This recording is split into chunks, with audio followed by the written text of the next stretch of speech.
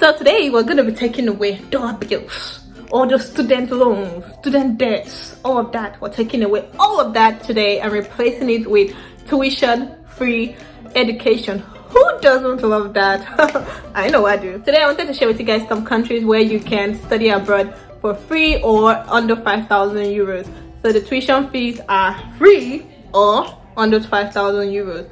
So yeah, before we get into this video, don't forget to hit that subscribe button, like this video, share with your friends and family, join the family, because I promise you won't regret it. Let's go.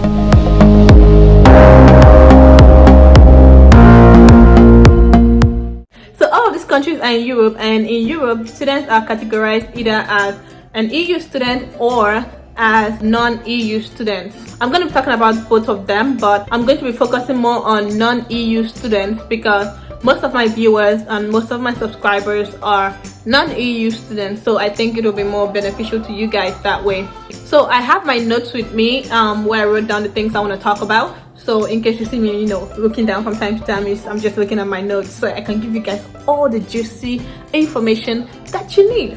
You feel me? Yeah.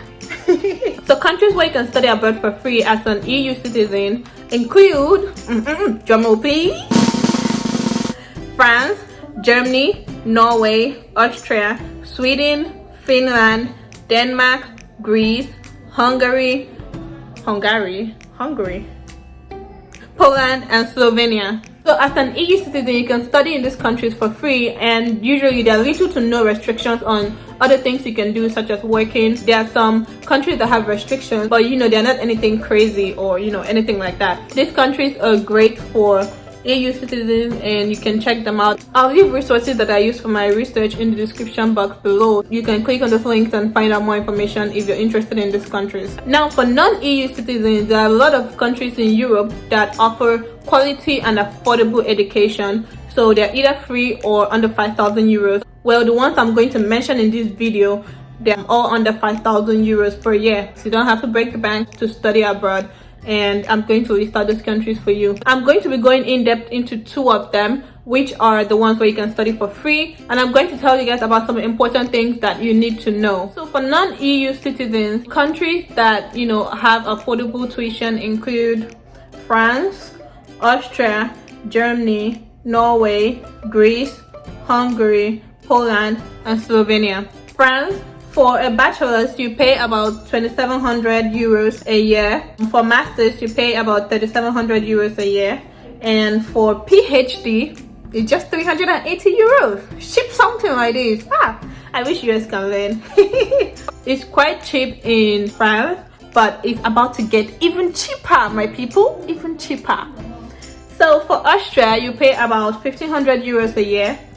For Germany, it's totally free. You just have to pay an administrative fee. The same thing for Norway. It's free in Norway. You just have to pay an administrative fee, which is, a chicken change. Then in Greece, you pay about 1,500 euros a year. In Hungary, you pay about 1,500 euros a year.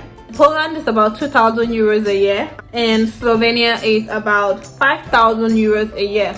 So on my list, Slovenia is the most expensive. But as I promised you guys, they're all $5,000 and under. So now we're going to be going in depth into the two countries that are free, which include Germany and Norway.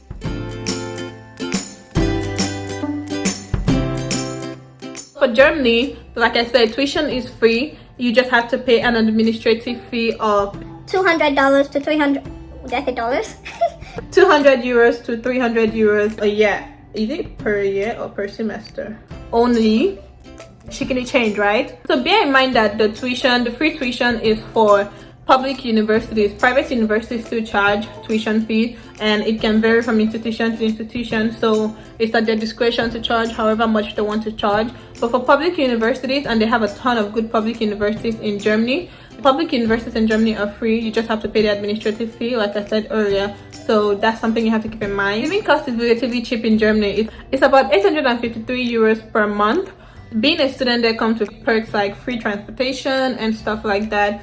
So that's the plus. Student visa fee is 75 euros. So if you want to study for more than 90 days in Germany, you have to apply for the national visa, which is like your student visa, which, like I said, the fee is $75.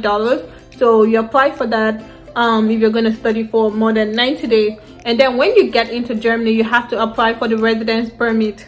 So this permit is usually given for like 2 years, and then you have to renew it. From my research, something I noticed is that to improve your chances of getting a student visa, an important aspect, like I've always said, is you have to show your financials. For Germany's application, to show that you have strong financials, you have to use like a blocked account. It's advisable to use a blocked account. So a blocked account is a special type of bank account for international students in Germany. It is used to prove that you have enough funds to live in Germany for 1 year during your studies. I believe how it works is that you put money into this blocked account, and you can only withdraw this money when you get to Germany. You have to have the full amount that is necessary, which is about, I think it's about $10,000 you have to have in that account or so. I will leave it on the screen, the correct amount, but you have to have a certain amount in that account to be able to improve your chances of getting a visa.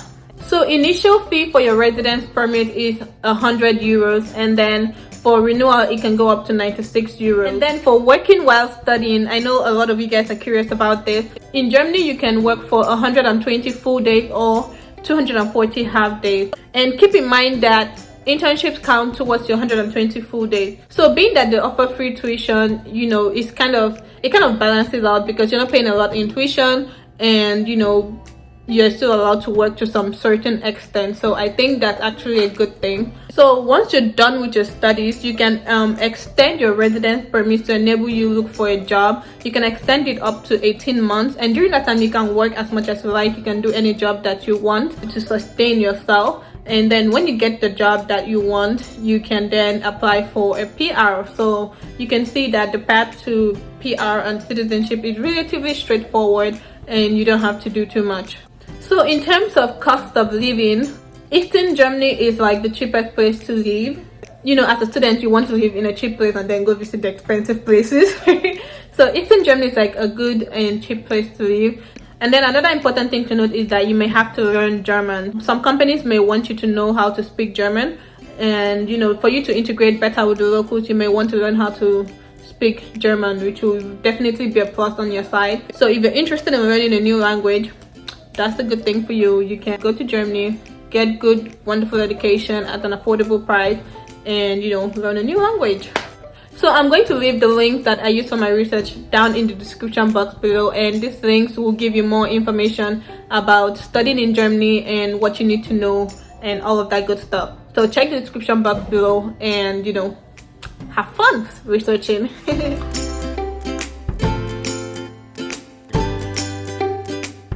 So Norway is the second country where you can study for free. Again, you only have to pay an administrative fee. So you only need to pay an administrative fee of about $60 or 600 NOK. Converting that to dollars, it's about $60. $60 per semester. Again, like in Germany, private universities charge tuition, so just be mindful of that. Public institutions don't, they only charge the administrative fee, while private institutions is at their discretion to charge however much they want for tuition.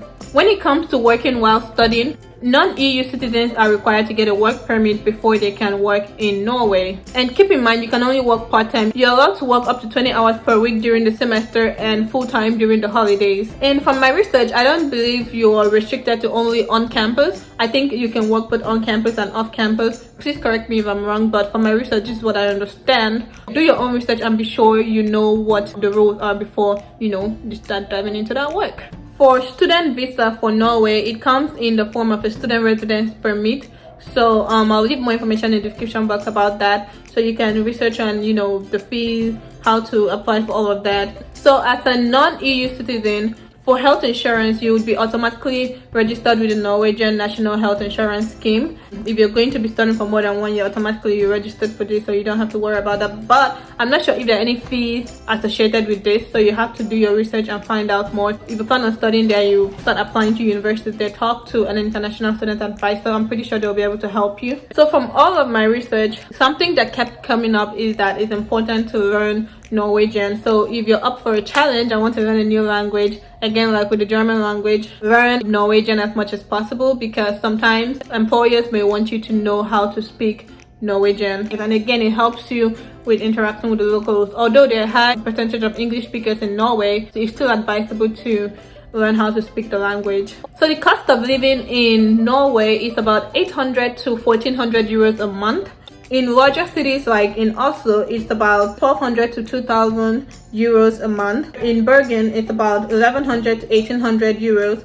And in Tromsø and Trondheim, it's about 1000 to 1600 euros. So these are numbers to keep in mind because though you get tuition free education, cost of living is not the beans, it's not moi, it's not cheap. So keep that in mind and plan accordingly. So in Norway, monthly transport pass costs about 55 to 72 euros per month. And also for public transportation, you can use your student card to get a discount. So you don't have to pay plenty money for public transportation. Okay. And I think that's a good thing because there are many cities, especially like here where I live, there are many cities that don't have public transportation and it just makes your life miserably difficult. So that's a good thing that they have public transportation that students can get discounts on. Like, look at God. So a fun fact about Norway is that private institutions will never charge you more than they charge Norwegian students. That is very odd to me because there are many countries, aka the US, where they charge internationals 2 to 3 times more than nationals, more than students. Like, it's crazy. So when I read that online, I was like, wait, what? Are they serious? Are they sure? Because that was actually interesting to me to see that they won't actually charge internationals more than they charge nationals, and that is actually pretty cool. So big ups to you guys. When you're done with your studies, you can stay back to look for jobs and work there. You can apply for a residence permit. You should do this before your student permit expires. So you can apply for your residence permit and look for jobs after graduation to keep on staying there. Also, something to keep in mind is that Norway is a Nordic country, aka it is very, very cold in the winter. During the summer, it's a bit better. It's about, I think it doesn't go past 56 degrees Fahrenheit. It has warm summers and cold, freezing cold winters. So just if you like cold, that's good for you. Some of us don't like cold. Just be aware of that. The temperature, climate, weather, whatever you want to call it, in Norway can be a bit harsh sometimes. So just bear that in mind. And yeah, so that is it for this video. If there's anything that I didn't cover that you want to know about, just leave a question in the comment section down below. Share your own experiences about studying in Europe if you are studying in Europe. And yeah, I'd love to hear all about that, and I will see you guys in my next one. Thank you for watching today's video, and don't forget to hit the subscribe button, like this video, share with your friends and family, share with people who you think it will be helpful to, and I will see you guys in my next one. I apologize for the lighting. I'm using daylight, and it's evening, it's going down, so I will really apologize for this lighting. It's not gonna be like this in the next video. But yeah, thank you for supporting anyway, and I will see you guys in my next one. Bye.